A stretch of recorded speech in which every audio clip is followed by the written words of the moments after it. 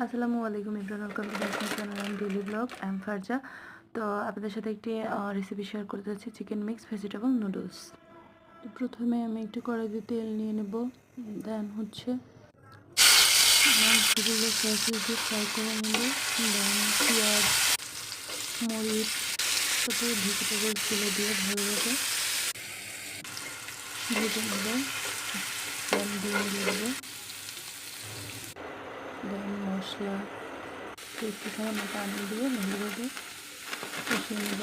যখন পানিটা ফুটে আসবে দেন নুডলসে আবার পানি দিয়ে কিছুক্ষণ রান্না করে নেব। দেন যখন পানি শুকিয়ে আসবে তখন সস দিয়ে ভালোভাবে রান্না করে নামিয়ে নেব। এই তো তৈরি হয়ে গেলো chicken mix vegetable noodles. Next আবার কোনো রেসিপি নিয়ে আপনাদের সাথে দেখা হবে। আজ এই পর্যন্ত, আল্লাহ হাফিজ।